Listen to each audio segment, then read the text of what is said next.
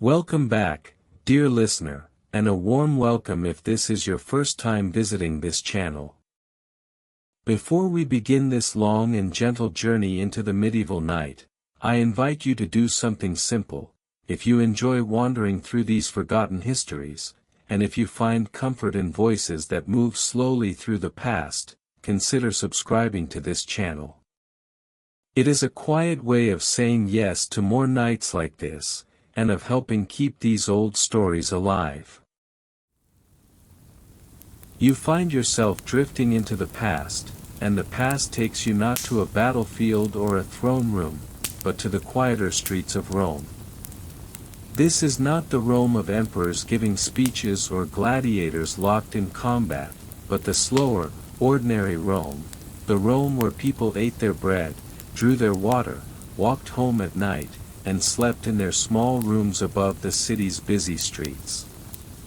Imagine, if you will, that you are walking just outside the Forum, not in the heat of the day, but in the mild cool of the evening.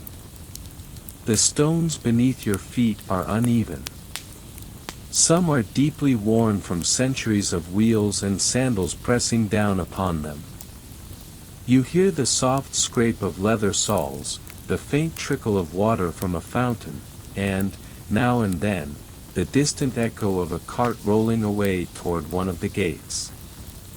The air carries smells that are not easily forgotten: olive oil, fresh bread from a baker's oven, smoke from pine wood, and the sharper, less pleasant scents of animals, markets, and sewage carried along Rome's open drains. The Romans lived amid all of this. For them, these were not unusual smells, nor were they particularly bothersome. They were simply the air of the city, the same way sea air belongs to a coastal town. They inhaled it every day, and life went on. If you stop for a moment near one of the city's many bakeries, you can see part of how the Romans sustained themselves. Bread was central. The grain came into Rome from far away, from Sicily, from North Africa, from Egypt itself. Ships unloaded it at Ostia, and the grain was brought inland to be ground in mills powered by water or by donkeys walking endlessly in circles. By the time it reached the bakeries, it had already traveled far. In the shop's front, where you now pause in your imagination, loaves sit cooling. They are round, divided into sections so they can be broken apart by hand. The baker does not need to shout to sell them. People know where bread is found, and they will return, day after day, to buy it. A Roman might eat bread dipped in olive oil, or sprinkled with herbs. Sometimes the bread would be coarse and rough. Other times, it was finer, closer to what we might recognize as white bread. To the Romans, bread was as natural and as expected as the air they breathed. It was not eaten alone. A worker might take his bread with a bit of cheese. Another might soak it in watered wine. A family might share a loaf with olives, figs, or lentils. The poor often made do with little more than this. The wealthy, in contrast, would sit later in the evening for their dinners, where bread was only one among many dishes. The daily rhythm of eating in Rome was not quite like ours. Breakfast, called ientaculum, was simple and often taken quickly: bread, honey, or perhaps a few dates. The midday meal, prandium, was also light, meant only to tide one over. The main event was dinner, cena, taken later in the day. In the dim courtyards and dining rooms of houses across the city, people gathered to eat, often reclining if they were of means, or sitting simply if they were not. After a meal or in the hours leading up to it, another part of Roman life called out: the baths. Rome had hundreds of them, from small neighborhood bathhouses to the great, sprawling complexes built by emperors. To us, the idea of bathing in public might seem unusual. To a Roman, it was part of being alive, part of belonging to the city. The process itself was a ritual. First came the undressing, the leaving behind of garments and sandals. Then the body was rubbed with oil, which served as both cleanser and moisturizer. A servant, if one could afford it, would scrape away the oil with a curved metal tool called a strigil. Others did it themselves. Then came the pools, warm, hot, cold, each room designed to draw the body through a sequence of sensations. Imagine stepping into the tepidarium, the warm room, its air heavy and comforting. The walls are decorated with painted figures, the floor laid with careful mosaics. Voices murmur, echoing softly beneath the vaulted ceiling. Then the caldarium, where steam rises, where sweat beads upon the skin and time seems to dissolve in the heat. Finally, the frigidarium, where cold water shocks the body, leaving one alert and refreshed. The baths were not only about cleansing. They were about social life, about being seen, about talking over business, politics, or simply the day's events. For many Romans, the bathhouse was as much a part of daily rhythm as bread or wine. But Rome did not live entirely in daylight. As the sun dipped behind the hills, the city changed. Lamps were lit. Torches flickered. The streets grew quieter, though never silent. Wealthier homes glowed faintly from within, oil lamps burning in bronze or clay holders. In smaller insulae, the crowded apartment buildings where most Romans lived, the light was weaker, a single flame for a family, or none at all when oil was too dear. The night was not altogether safe. To walk alone through the streets was to risk theft or worse. The watchmen patrolled, but the shadows of Rome were long and full of uncertainty. Yet behind closed doors, life slowed. How did the Romans sleep? Their habits were not quite like ours. The day's laborers, tired from work, might fall asleep early, wrapped in coarse blankets. Others might stay awake longer, talking or playing games by lamplight. It was not uncommon for people to wake in the middle of the night, a pattern historians call segmented sleep. They might rise, pray, eat a small snack, or simply sit in the quiet before returning to bed. For the Romans, as for many pre-industrial people, night was not a single block of sleep, but two halves divided by a watchful waking. Beds themselves varied. The wealthy might sleep on frames of wood or bronze, with mattresses stuffed with wool, feathers, or straw. The poor might have nothing more than a mat laid upon the floor. Blankets were simple, made of wool. Pillows, where they existed, were sometimes filled with reeds. There was no standard comfort, no softness as we might expect today, only what one's means allowed. Even as Romans slept, the city did not rest. Bakers worked in the dark hours to have bread ready by dawn. Water still flowed through aqueducts and fountains. Somewhere, in a dimly lit workshop, a craftsman continued to shape wood or metal. The sound of distant dogs, of donkeys shifting in stables, of voices carrying softly through thin walls, these were the lullabies of Rome. And so, in wandering through this city, you begin to sense the rhythm, the bread baked by unseen hands, the meals shared in courtyards, the baths that welcomed bodies tired from labor, and the sleep that came at last, sometimes early, sometimes late, often in two gentle halves. It was a city alive not only with grand events, but with the small, repeating habits that sustained millions. When you picture ancient Rome, your mind may travel first to the great city itself, the capital filled with senators, merchants, temples, and endless activity. But Rome was far more than its capital. Across the Mediterranean, in provinces stretching from the sands of North Africa to the windswept hills of Britain, the rhythms of daily life unfolded in patterns that were both familiar and distinct. To understand Rome fully, you must drift outward, beyond the marble of the Forum, into the quieter corners of its world. Let us begin in Pompeii, a city that, by a quirk of history, still whispers to us from beneath layers of ash.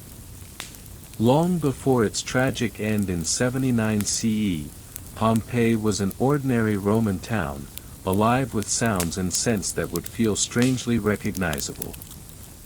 Narrow stone-paved streets guided carts and footsteps, their worn grooves still visible today. The houses, though modest compared to palaces of emperors, opened inward around shaded courtyards. Here, families gathered under painted walls, cooled by the trickle of a fountain. Meals followed the same rhythm as in Rome, bread baked daily, cheese stored in clay jars, olives pressed for oil. Vendors called out from stalls, selling figs or small fish fresh from the Bay of Naples. In the heat of the afternoon, shutters closed, and the town seemed to pause in a shared stillness. Life was not dramatic here, only steady, quiet, and ordinary, which is precisely what makes it so enduringly human.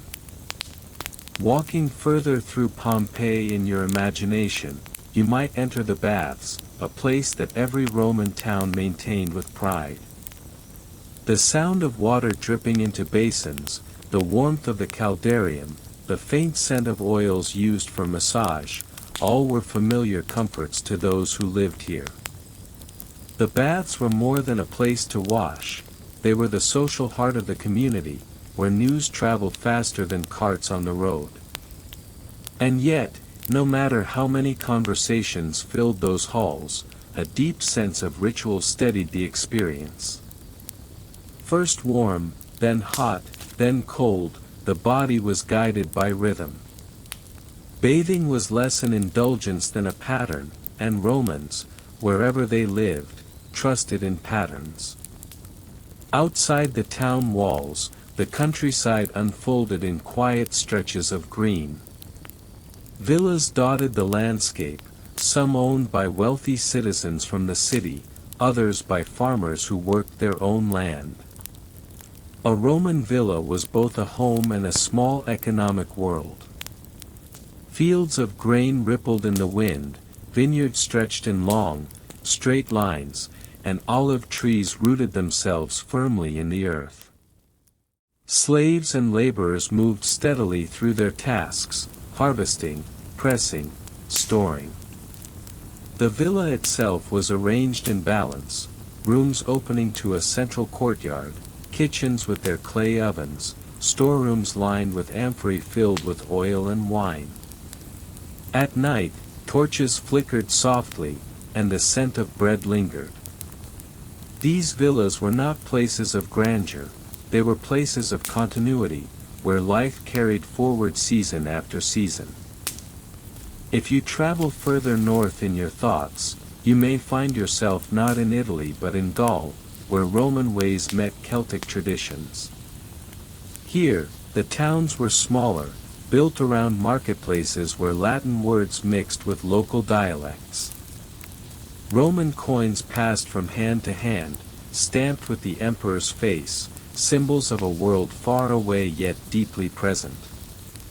In the countryside, families lived in simple houses with wooden beams and thatched roofs, but even here, Roman influence reached them. A pot stamped with a Roman maker's mark, a borrowed recipe for bread leavened differently, a road paved with stone that led to somewhere larger. In Gaul, as in so many provinces, Rome did not erase the local world. It layered itself over it, quietly, like soil covering seeds. From Gaul we might shift to the far edges of empire, to a Roman military camp stationed along the frontiers. Life in these camps was not the life of senators or farmers, but it carried its own routines. Soldiers woke early, to the sound of a horn or the steady voice of a centurion. They drilled, marched, checked their gear. Meals were simple: porridge, bread, dried meat, eaten quickly before duty resumed.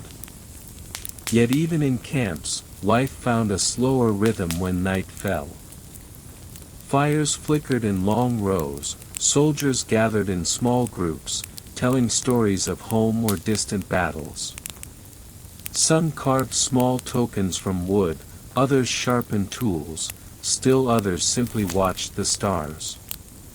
The camp was temporary by design, but its daily rituals gave it a sense of permanence. To the south, across the sea, North Africa stretched wide, a land of fertile plains and dry deserts. Roman towns here thrived on trade, their streets filled with camels, carts, and the voices of many languages. Markets overflowed with grain, much of it shipped to Rome itself. The houses, adapted to the climate, were built around shaded courtyards where breezes could flow. Olive oil, wine, spices, all passed through North African ports, linking distant worlds together. But in the countryside, life was again quiet, centered on small farms where families cared for their plots and trusted in the rhythm of the seasons. The sun rose, the fields were worked, the sun set, and lamps burned faintly against the darkness. And so, whether in Pompeii, Gaul, or North Africa, the provinces of Rome were not stages for grand drama. They were places where ordinary people lived ordinary days. They awoke with the sun, worked, rested, bathed, ate, and slept. They lived in houses that balanced privacy with openness, in towns that hummed with conversation, and in landscapes that stretched endlessly around them. Their lives were not designed to be remembered, but through accident, through a buried city, or a preserved inscription, they remain. As you drift further into this history, what becomes clear is not the strangeness of Rome but its familiarity. A child playing with a toy in Pompeii, a farmer mending a fence in Gaul, a soldier staring at the stars on a frontier wall, all are echoes of routines you know yourself. The provinces of Rome remind us that history is not only built by emperors or generals. It is built by countless small moments of living, repeated quietly across the world. And like the rhythm of breath, like the steady ticking of time, those moments were simple, unhurried, and continuous. As night deepens around you, you may find comfort in imagining these steady lives. No grand events disturb the quiet, no urgent decisions demand attention. Only the rhythm remains, work and rest, waking and sleeping, light and dark. The Roman world, stretched wide and vast, was at its heart a world of patterns. And those patterns, like the calm of a whispered story, carry you gently toward sleep. As you drift deeper into the Roman world, you notice that the rhythm of daily life is guided not only by sunlight and labor, but also by quiet rituals, ceremonies, and inventions that shape the pace of existence. Time, for Romans, is both natural and measured, personal and communal.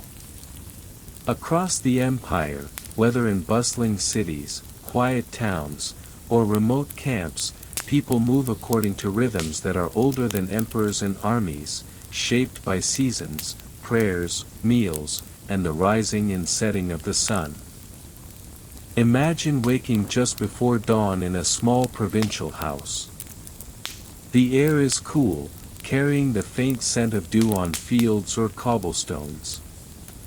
A woman rises quietly to stoke the hearth, warming water for washing, preparing a simple breakfast. Bread and porridge, perhaps cheese or dried fruit, await the rest of the household. Children stir, rubbing eyes, stretching small limbs, listening to the soft sounds of the city or the village. The men of the house gather their tools or instruments of trade. A craftsman checks his workshop, ensuring chisels, hammers, and files are in order. A farmer steps into the fields, feeling the soil beneath his feet, gauging its readiness for plowing or planting. Even in remote areas, life is not chaotic, it is steady, measured, and intimately linked to the natural world. Birds call from trees, water flows from fountains or aqueducts, and the faint hum of neighbors moving about blends into the background. Roman chores were simple, repetitive, and often communal. Laundry was washed in basins or streams, dishes scraped, swept, and rinsed. Fires were maintained, lamps filled with oil, floors swept with brooms of twigs or reeds. Each task, though small, carried the weight of sustaining life. The rhythm of labor gave structure to days, and within that structure, a subtle comfort, the knowledge that every day followed a predictable, almost hypnotic pattern. By mid-morning, the marketplace begins to stir. In Pompeii, in Gaul, in North Africa, stalls are set out with woven baskets of fruits, vegetables, fish, and baked goods. Merchants call to passers-by, their voices blending into a soft, continuous murmur. You may notice the textures of goods, shiny olives packed in clay jars, ripe figs with skins slightly wrinkled, the smooth, dark surface of amphorae filled with wine or oil. Small animals wander at the edges of the market, chickens pecking quietly, dogs dozing in corners. Life in the marketplace is slow and deliberate. Buyers inspect goods carefully, weighing them in small scales, feeling textures with practiced fingers. Conversations are hushed but constant, forming a gentle background noise that rises and falls with the day. Unlike our modern world, there are no digital alarms, no rushing crowds. The pace is natural, flowing, measured by the sun's climb in the sky. Nearby, a small shrine may stand in the corner, a reminder that even ordinary days carry sacred rhythms. Romans pause, perhaps briefly, to leave a token or a quiet prayer, connecting daily life with divine presence. Small rituals like this thread through the empire, uniting distant provinces in familiar gestures that shape both mind and time. By noon, the sun is high, and life moves into a slower cadence. In many households, especially in warmer provinces, midday is the time for rest. Workers retreat to shaded courtyards or interior rooms, some reclining on mats, others simply sitting quietly. Conversations drop in volume, footsteps soften. Even in bustling cities, streets empty slightly, a lull before the afternoon resumes. Lunch is modest, often bread with cheese or olives, perhaps watered wine to refresh and sustain.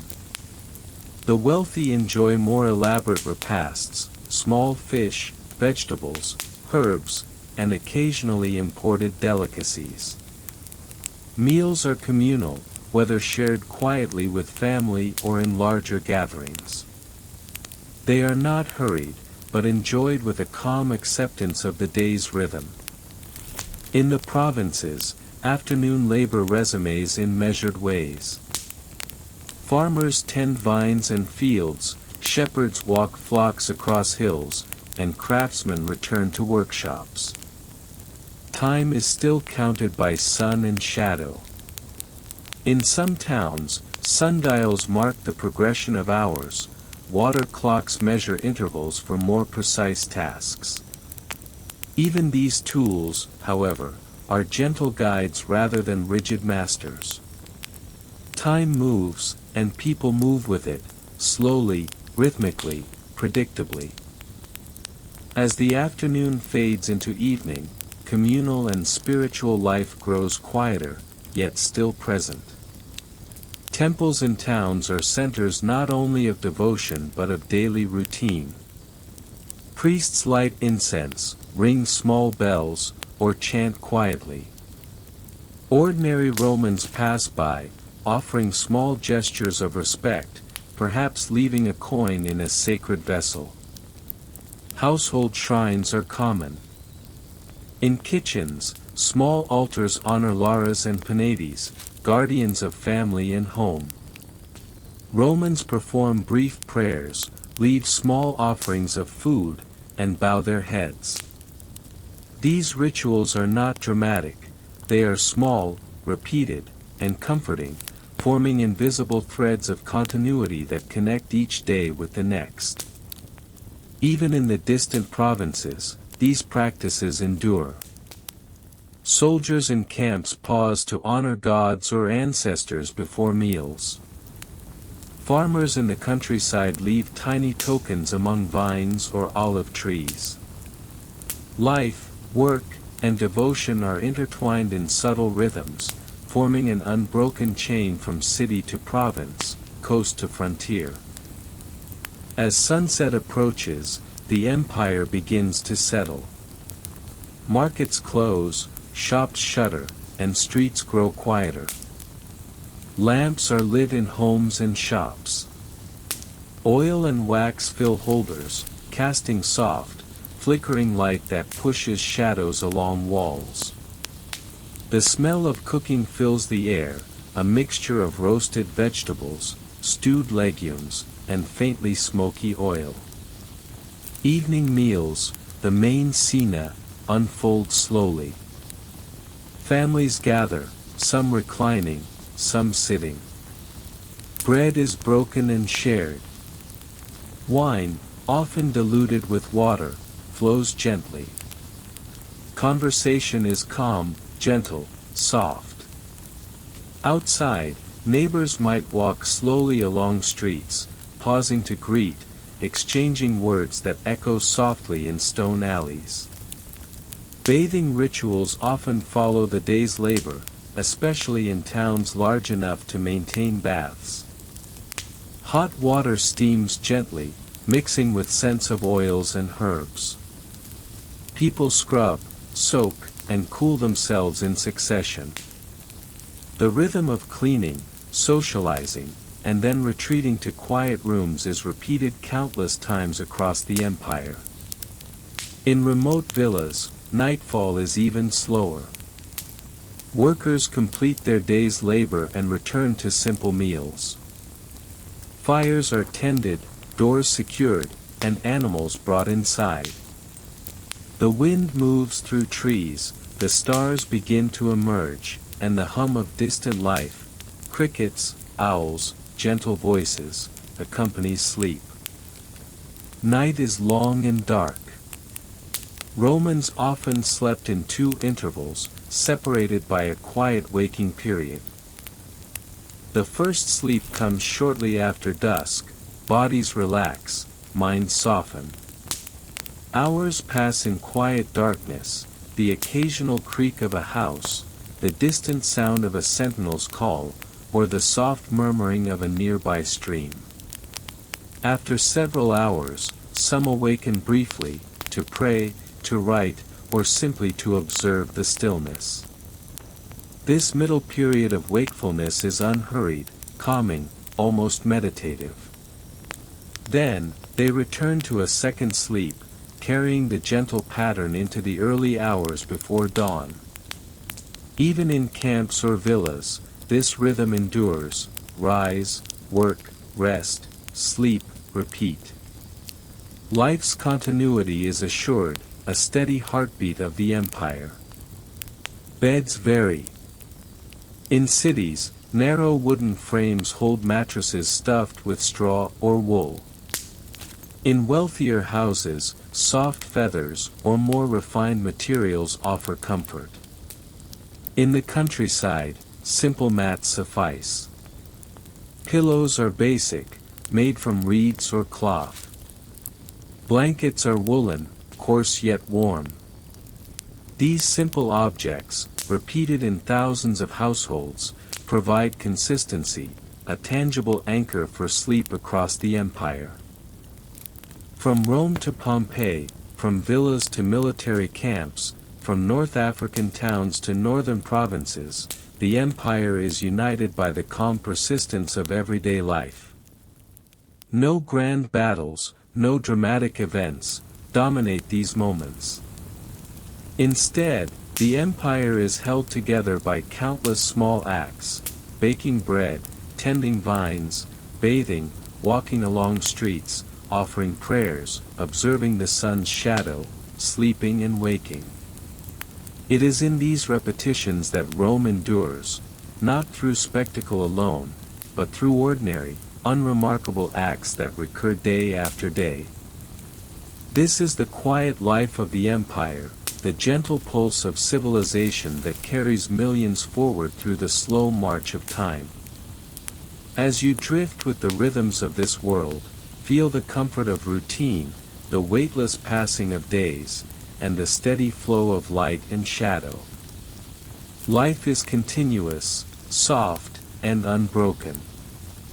The empire is vast, yet at its heart, it is built from the gentle, unhurried acts of ordinary people, and in this realization, you may find your own thoughts growing slower, your breath deeper, and your body sinking further into rest.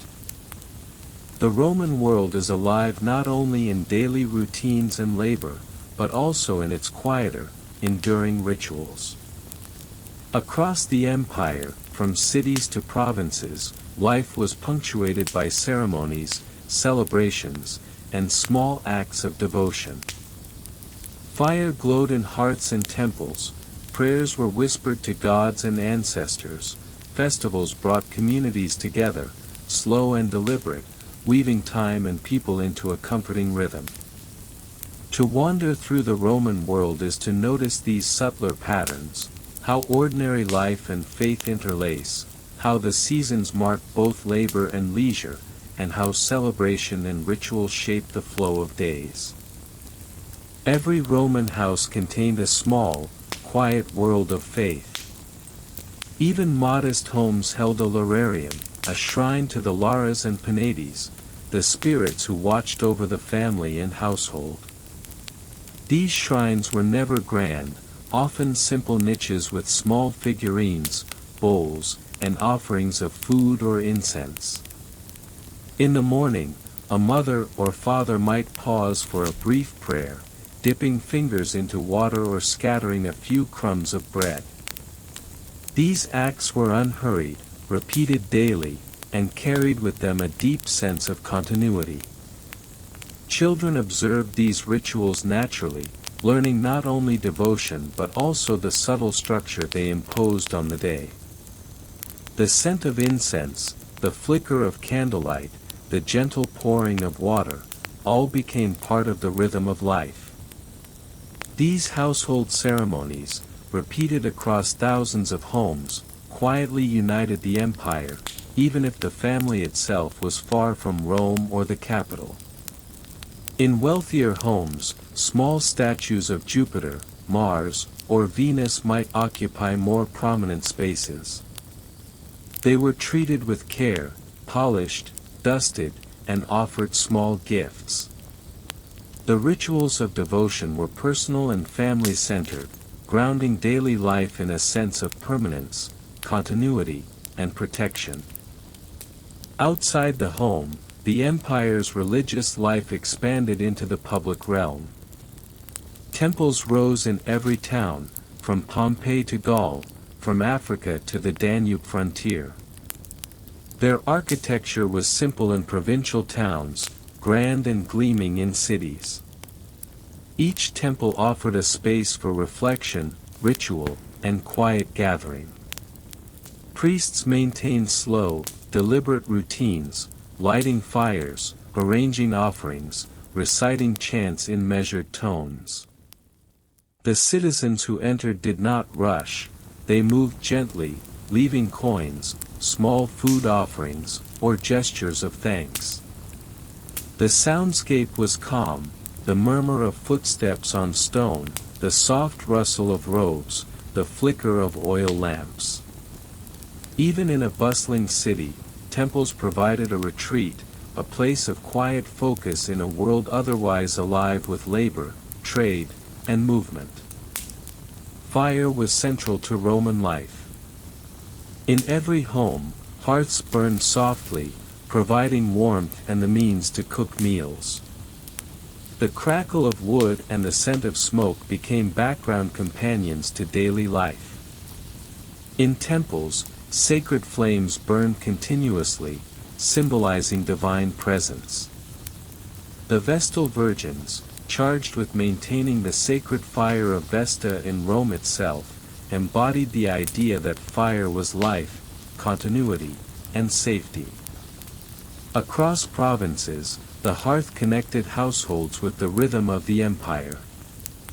It was a point of gathering, of quiet reflection, of meals and stories.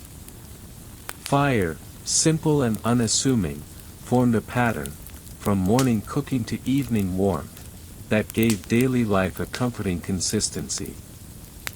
The Roman calendar was filled with festivals, most of them subtle, reflective, and deeply tied to cycles of nature and human life. Each festival, whether honoring a god, marking a seasonal change, or celebrating local traditions, brought communities together in familiar rhythms. Some festivals were quiet and meditative, offerings of bread and wine, small processions through streets lined with torches, chants whispered in stone courtyards. Others were longer, extending over several days, blending work and leisure, prayer and socializing. Markets might close briefly, streets fill with music, neighbors share food and wine. Even in remote villages or military camps, these rituals connected the individual to the wider empire. Imagine a festival for Ceres, goddess of grain and harvest. Fields are touched by early morning light.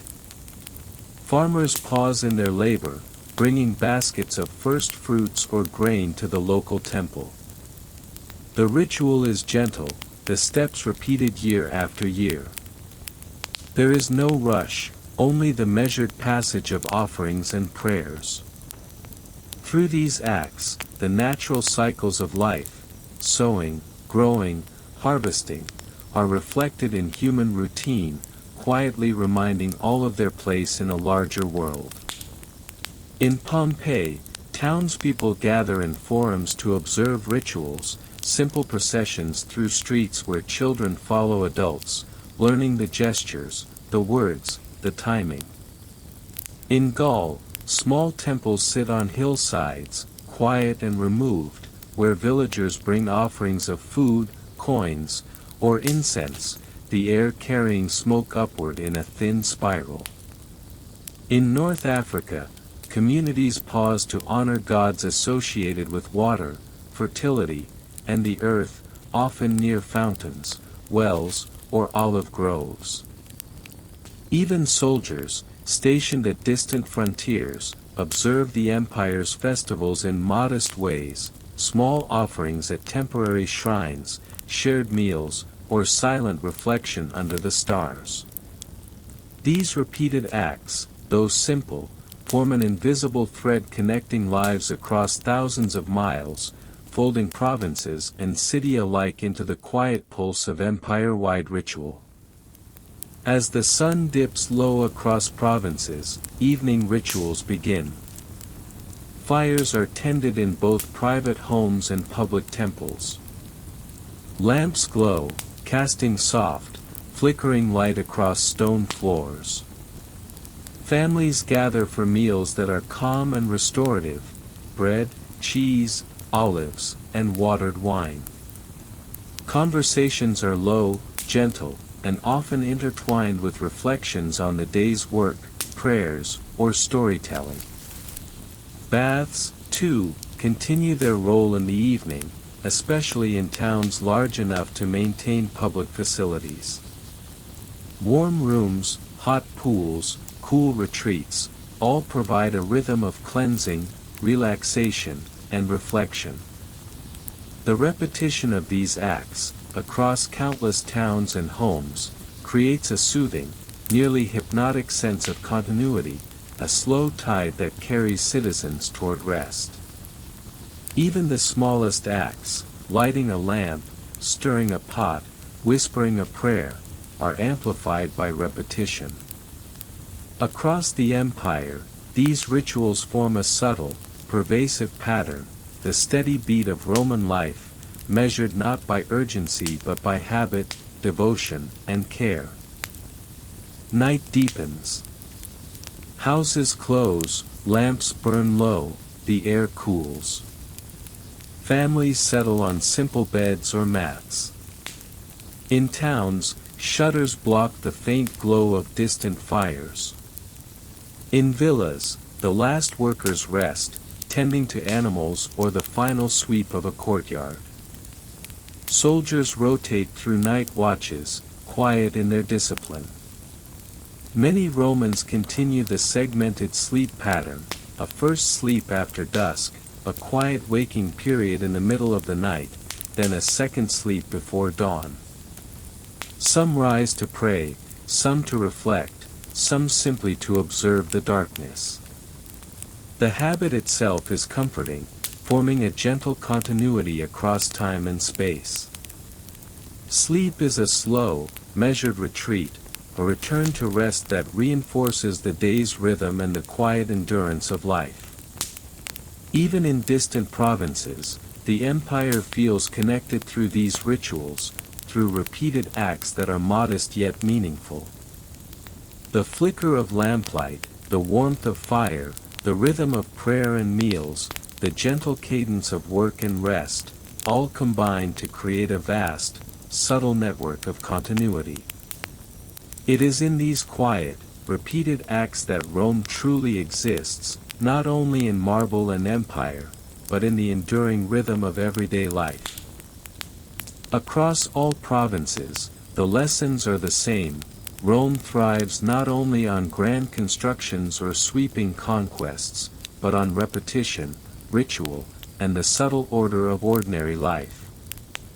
The hum of daily work, the flicker of lamps, the crackle of hearths, the gentle flow of baths, the shared meals, the whispered prayers, these form the backbone of civilization. And as you imagine this world, drifting from temples to villas, from marketplaces to frontier camps, the soothing regularity of life carries with it a comforting rhythm. There is no urgency, no sudden drama. Only the slow, patient passage of days and nights, repeating, enduring, and folding every individual into the vast, quiet heartbeat of the Roman world. It is a world both distant and strangely familiar, a world where fire, faith, and celebration provide structure, comfort, and continuity, guiding every breath, every movement, every moment toward rest. And as you settle into the soft rhythm of this empire, your own mind may follow, slowing, softening, and finally letting go. Even the greatest empires, built on stone, law, and daily ritual, face moments of slow change. Rome was no exception. Beyond the grandeur of its cities, beyond the order of its roads and aqueducts, provinces continued their quiet lives, even as distant decisions from emperors or governors rippled outward in subtle, often unnoticed ways. In this part of the empire's story, we move toward a quieter phase, the twilight of centralized authority, the last kings and local rulers, and the enduring rhythms of ordinary life that persisted even as political power shifted. In some provinces, Rome allowed local kings or client rulers to maintain nominal authority. These kings acted as intermediaries, balancing the demands of the empire with the needs of their people. They lived in villas or small palaces, modest by imperial standards, surrounded by advisors, scribes, and guards. Their daily lives, however, were often quiet and bureaucratic, filled with petitions, oversight of markets, and ceremonial appearances. While emperors in Rome may have passed laws or issued edicts, the actual governance in provinces was slow, deliberate, and often mediated through routine procedures. Taxes were collected steadily, festivals were observed, markets maintained continuity. Life continued in a rhythm that was deeply familiar, even as political structures shifted above. The last kings of provinces were rarely figures of grand drama.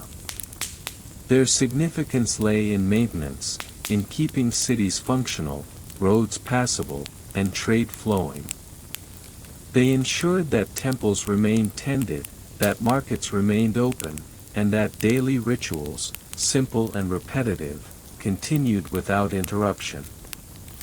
Their rule, quiet and almost invisible, was a bridge between the central empire and the daily lives of citizens. Imagine walking through a city like Pompeii or a provincial town in Gaul during these years. The streets are worn but steady, lined with shops, bakeries, and small homes.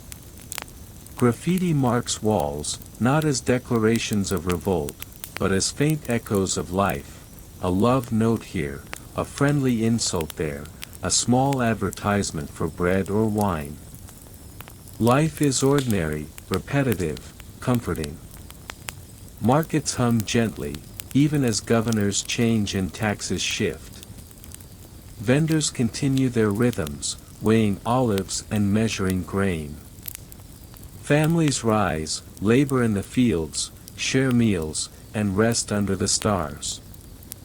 The slow machinery of daily existence is almost unaffected by political tremors, sustained by ritual, routine, and the enduring repetition of basic human needs.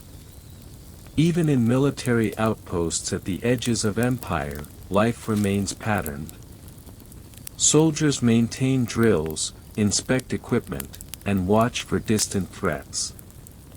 The world outside their walls may be changing, tribes shifting, trade routes fluctuating, distant rulers issuing new edicts, yet within the camp, the day's rhythm is unchanged. Meals, drills, minor repairs, and night watches repeat predictably. The empire's heartbeat is still perceptible, steady, even in twilight. Beyond the towns, in villas and farms, life continues almost untouched.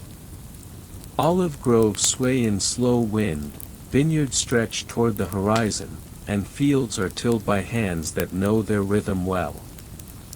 Families rise with the sun, work steadily, and pause briefly to pray at household shrines. Meals are modest and predictable. Children play quietly in courtyards, pets move through gardens, and the cycle of labor and rest continues undisturbed. Even as political authority begins to wane, these rhythms provide a form of stability. The empire's strength was never in a single ruler alone, it was in millions of repeated, ordinary acts, quietly maintained across the provinces. Bakers still prepare dough, farmers still harvest, priests still tend fires, and families still gather for evening meals. Festivals persist, even as rulers come and go. Ceres is honored at harvest, Vesta at hearths, and other local deities maintain their presence in provincial shrines. People move slowly through processions, offering food, wine, or coins. The ceremonies are deliberate, unhurried, and comforting, reminding everyone that while political tides shift, certain patterns remain constant. Temples and household shrines continue to cast soft glows in towns and villas. Lamps flicker gently on altars, incense rises in faint spirals, prayers are whispered, unhurried and repetitive. The rituals themselves carry people forward through uncertain times, a quiet reinforcement of the familiar in a world of slow change. Even soldiers in frontier camps observe their rites. A small offering, a moment of reflection, a shared meal, these tiny acts maintain continuity, bridging generations and geography. Life moves slowly, deliberately, and almost imperceptibly, holding the empire together even when authority above begins to fray. As the sun sets across provincial towns and countryside villas, life winds gently toward evening. Fires are tended, lamps lit, meals prepared and shared. Streets quiet, markets close, and families retreat to homes. Bathing rituals continue, the gentle hiss of water, the warmth of steam, the soft scrape of strigils providing a calm transition from labor to rest. Children are tucked in, animals settled, and the world pauses in the glow of torches or moonlight. Sleep approaches in the same steady rhythm as always, a first sleep shortly after dusk, a quiet wakefulness in the middle of night, and a second sleep before dawn. The segmented sleep, familiar across cities and provinces, allows reflection, prayer, and observation, anchoring the day in patterns that endure beyond political uncertainty. In villas, families share simple evening meals. Bread, olives, vegetables, and watered wine sustain the body and reinforce the rhythm of care. The smell of cooking lingers, mixing with the faint scent of flowers, herbs, or the cooling earth. Even in distant provinces, life unfolds in the same pattern, quietly, predictably, and gently, providing a comforting sense of continuity across time and space. Even as emperors change, as provinces drift toward decentralization, and as the last kings adjust to the slow pull of local governance, the empire endures in its simplest forms. Daily work, shared meals, bathing, prayer, small rituals, festivals, and sleep all continue. These acts, repeated countless times across the empire, form the invisible threads that hold civilization together. It is easy to think of history as shaped by wars, laws, and rulers. Yet Rome's lasting endurance, particularly in its provinces, is built on quiet, ordinary actions, the baker grinding flour in Pompeii, the farmer pressing olives in Campania, the soldier on watch along the Danube, the family gathering at hearths for evening meals. The empire lives in these repetitions, and through them, continuity survives the quiet decay of authority above.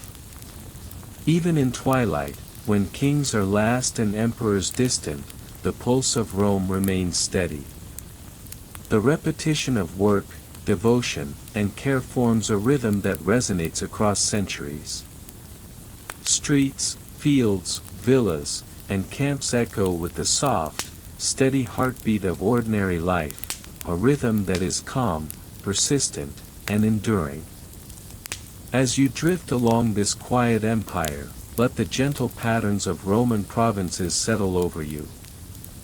Feel the continuity of labor and leisure, the rhythm of ritual, the warmth of fire and lamps, the quiet cycles of day and night. Let your mind move slowly with the empire, drifting further into calm, carried by the soft, unhurried, enduring pulse of life. Even the most enduring patterns eventually meet change. Across the provinces, life continued in steady rhythm for centuries, shaped by work, ritual, and daily habit. But slowly, imperceptibly, the empire's grip loosened.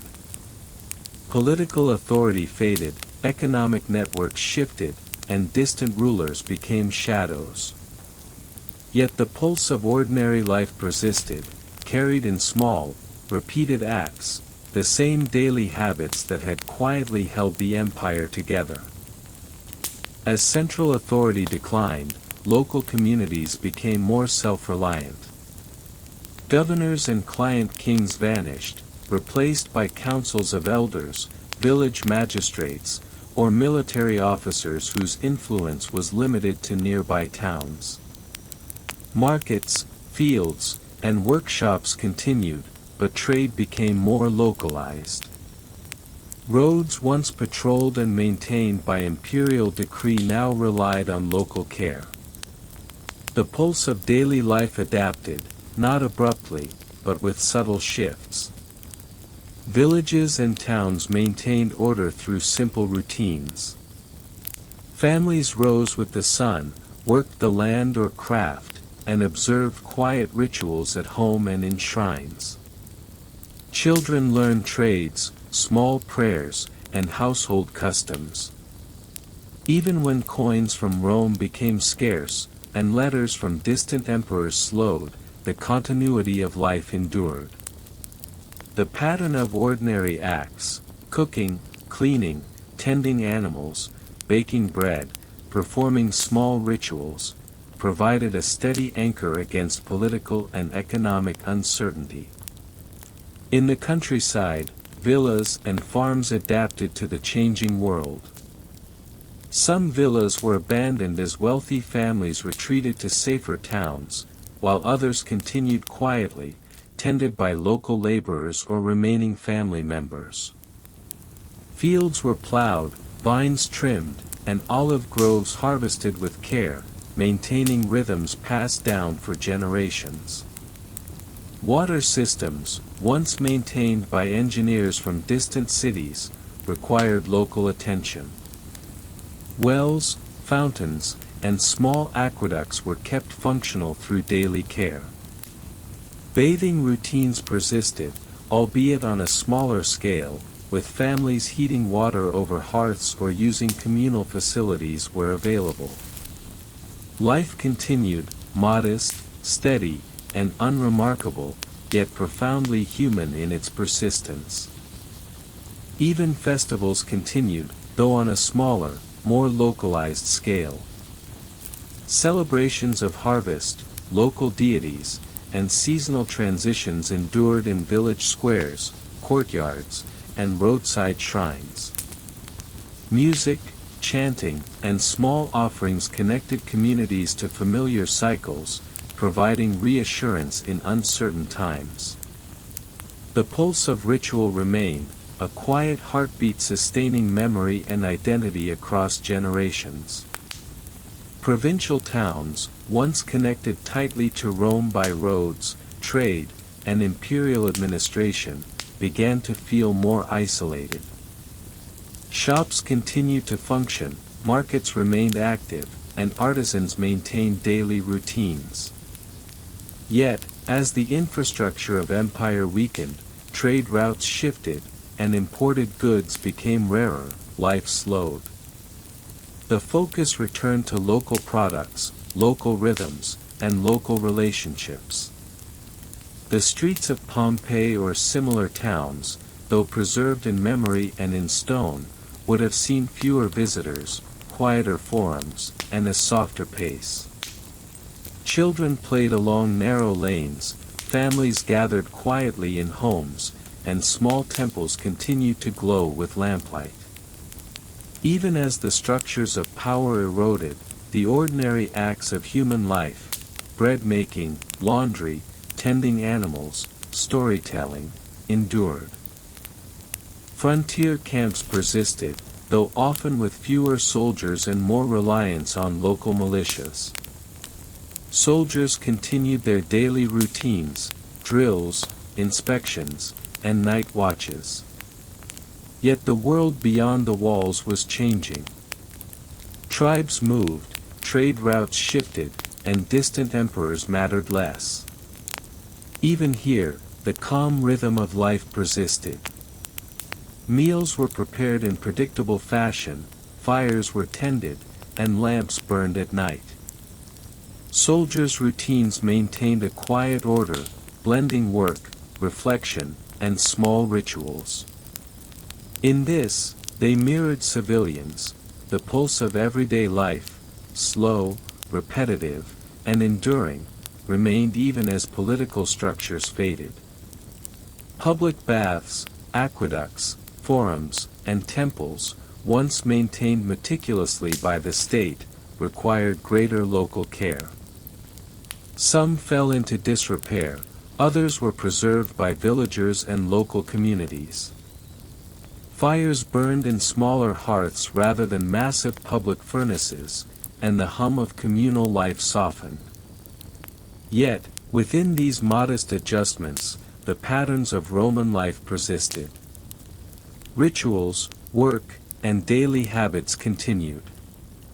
Families rose with the sun, cooked, cleaned, prayed, and rested. Markets, though smaller, provided familiar rhythms. Children learned trades and customs as their parents had, repeating actions that linked past to present. The empire's visible power may have faded, but its quiet pulse remained in the ordinary acts of everyday life. As the centuries moved on, the traces of Roman life persisted in subtle ways. Roads once patrolled by legions guided merchants and travelers. Villages retained layouts modeled on Roman planning. Agricultural methods, bathing routines, and household rituals continued, adapted to new rulers and circumstances. Festivals, once tied to Roman gods, blended with emerging Christian or local traditions. Household shrines evolved, but the act of pausing, offering, and marking time endured. The segmented sleep pattern, the evening meal, the quiet reflection before bed, all these survived in new forms, echoing across generations. Even long after the empire's authority faded, the daily rhythms established in Roman provinces remained deeply human. Ordinary life, quietly repeated, became the foundation for the next era. It is in these patterns that history preserves its soft, enduring pulse, a rhythm that continues to carry human life forward.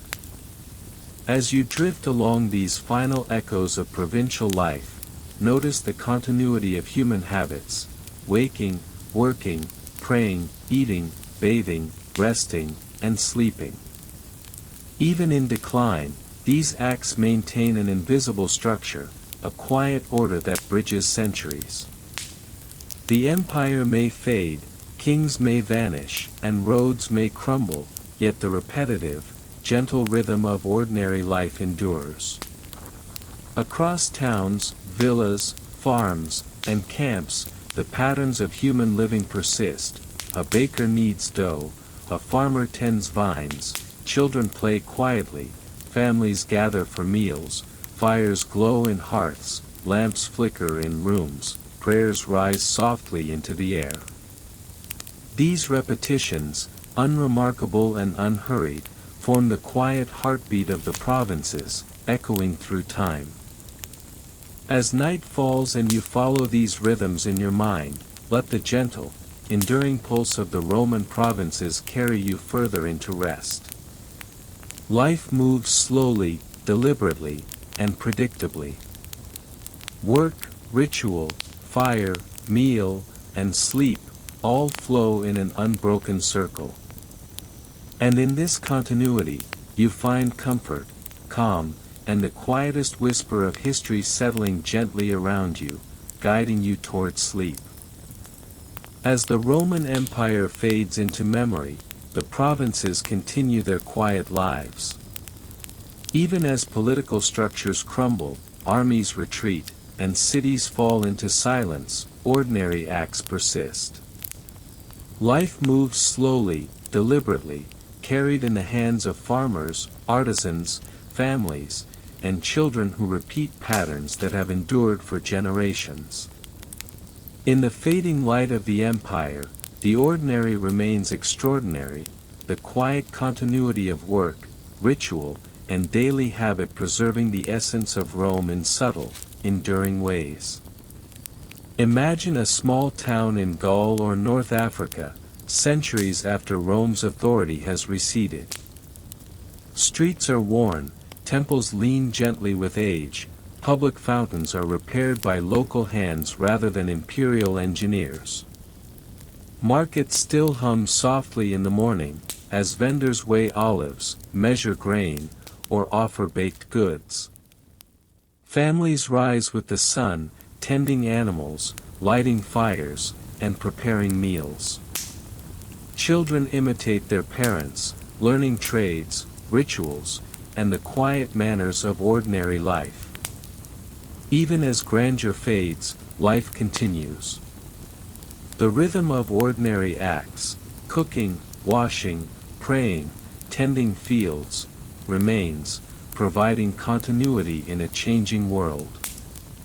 The pulse of daily life, gentle and repetitive, forms the foundation of society, carrying the legacy of Rome quietly into the next centuries. The roads that once connected provinces to Rome still guide travelers, merchants, and pilgrims, though less frequently. Bridges crumble slowly, and aqueducts lose the precision of engineers long gone. Yet life adapts. Villages form around surviving infrastructure, farms rely on natural streams, workshops maintain their routines without oversight from distant capitals. Even the declining physical structures carry echoes of Roman order. Streets, forums, and villas guide behavior, shaping the movement of people and the timing of tasks. Families rise, labor, pray, and rest in patterns established centuries before. In this way, Rome's influence persists not through authority, but through the enduring rhythm of ordinary life. Religious practices continue, though transformed. Household shrines evolve into Christian altars or local shrines, blending old rites with new faiths. Offerings of bread, wine, or incense remain familiar acts, comforting and stabilizing. Festivals continue in villages, sometimes altered, sometimes preserved, providing markers of time, seasons, and community. The segmented sleep pattern, the evening meal, the bathing routine, all survive in some form, carried forward in new contexts.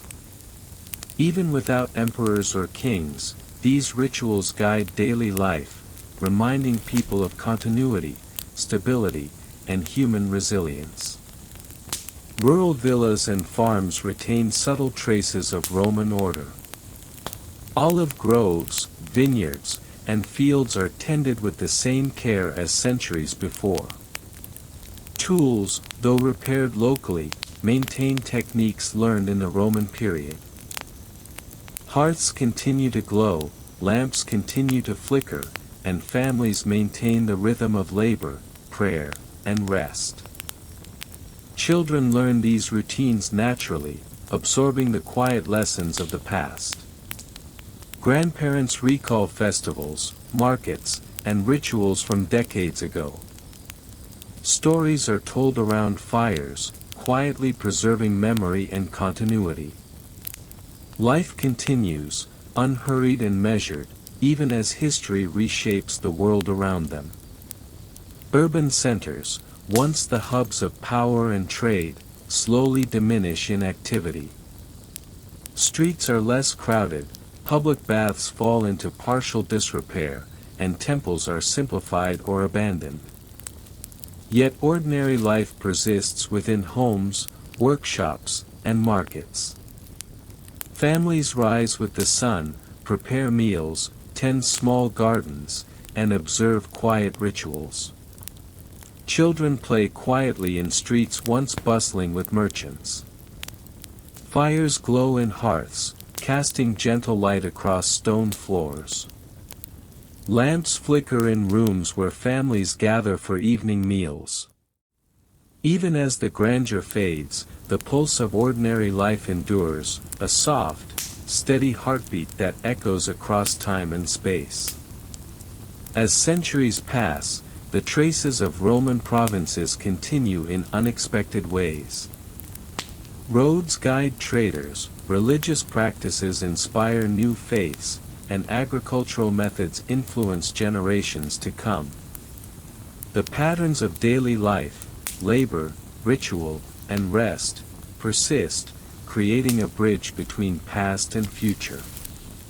Even as political authority disappears, these small, repeated acts carry the empire forward in memory. Bakers knead dough, farmers tend vines, children learn trades, and families gather at hearths. Lamps glow, fires crackle, and prayers rise softly into the night. The ordinary acts of countless generations become the quiet, enduring legacy of Rome. The story of Rome is not only one of emperors, battles, and grand monuments. It is the story of quiet, repetitive, ordinary life, the daily labor, meals, rituals, and sleep that persisted across provinces, generations, and centuries. Even as kings fell, armies withdrew, and cities faded, these rhythms endured, carrying the essence of the empire into new eras. Imagine walking through the provinces in twilight, streets empty, lamps flickering, fires glowing in hearths, children asleep, families resting. The gentle pulse of daily life continues, unbroken, carrying with it centuries of human experience. It is in these quiet repetitions that Rome survives, not in grandeur or conquest, but in the enduring, subtle patterns of ordinary people. And as you drift with these rhythms, letting the empire's pulse settle over you, your own mind and body follow suit. The day softens, your breath deepens, and sleep arrives gently, carried by the slow, steady heartbeat of a world long past, yet quietly alive in memory and habit.